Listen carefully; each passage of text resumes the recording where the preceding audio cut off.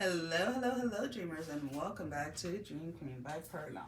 So, Leo Virgo Cusp for the week of July 6th to the 12th.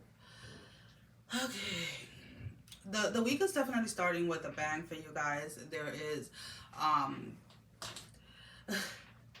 there are a lot of things, let's put it this way, that you procrastinated about, that you kind of put on I'll do it tomorrow, I'll do it tomorrow, I'll do it tomorrow.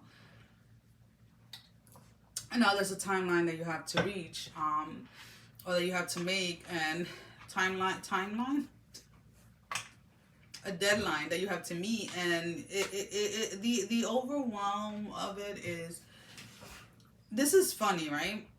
Because when you think about it, you get overwhelmed.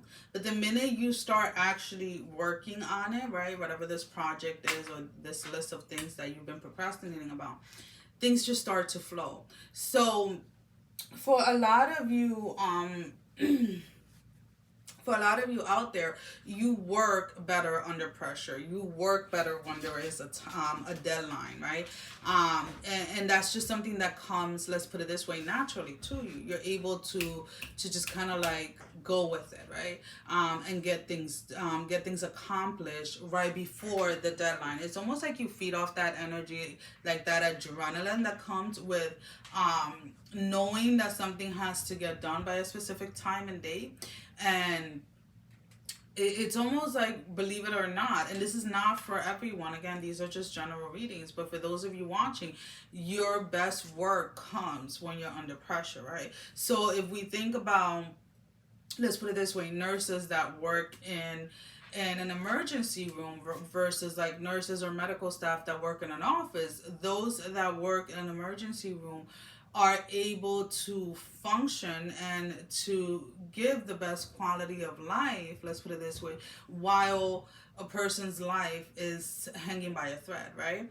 Versus somebody at the office or working in an office, they work better when it comes to being organized and having everything planned out, knowing exactly how many patients they're going to see, what the problem is, etc.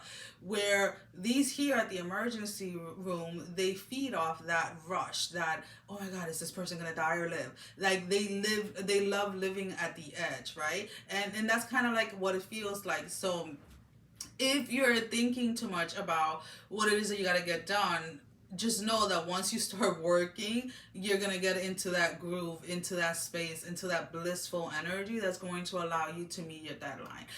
So just stop thinking about it so much and actually start doing it, is what I'm picking up. And there is a sense here of somebody almost like pointing their finger, like, oh, you really need to stop procrastinating and leaving things for the last minute. And it's like, you kind of just give them this look like, that's when I do my best work. And I feel that certain people around you already know that that is when you do your best work, but it definitely does irritate somebody around you. Just ignore that person, to be honest with you.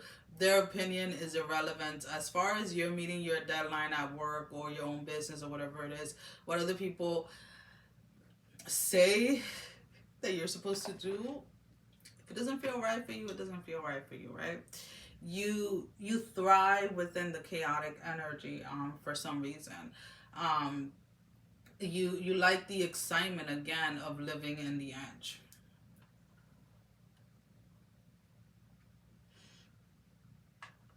The letter B as in boy is coming out. I'm not exactly sure if that's in regards to a person's name or something, but whatever it's in regards to, there's something coming to an end when it comes to that. The word boredom is coming, like you're bored. Okay. Again, your energy more is of productivity,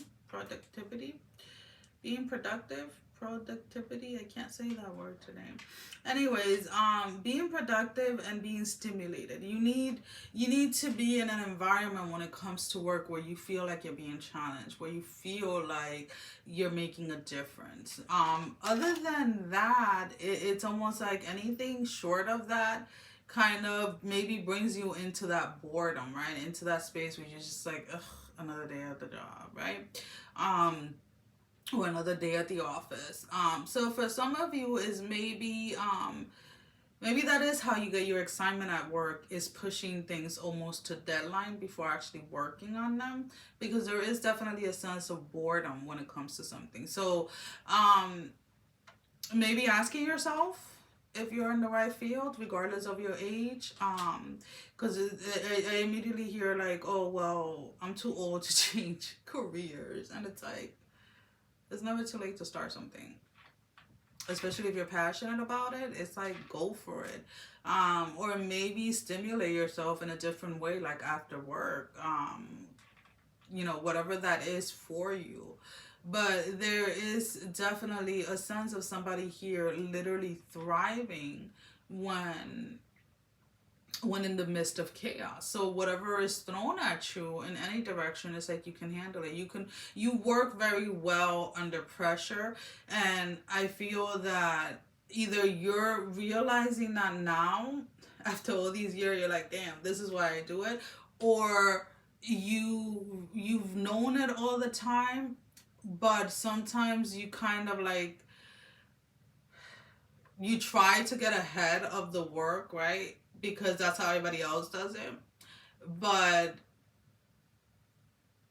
it's like, as much as you try to conform into that energy, it just doesn't work for you, because it's not the way that your blueprint is, right? You thrive under chaos, you thrive under pressure, and maybe looking at it from that point of view, like, that is what you bring to the table. So allowing yourself to accept that is really key here, especially with this individual that I feel is nagging at you because you do this all the time. Yeah. So, alrighty guys, let's go ahead and let's pull out 3 oracle cards. Now, these can be confirmation to the reading, or confirmation on anything else that didn't come out in the reading. Protest, start a revolution with the number 28.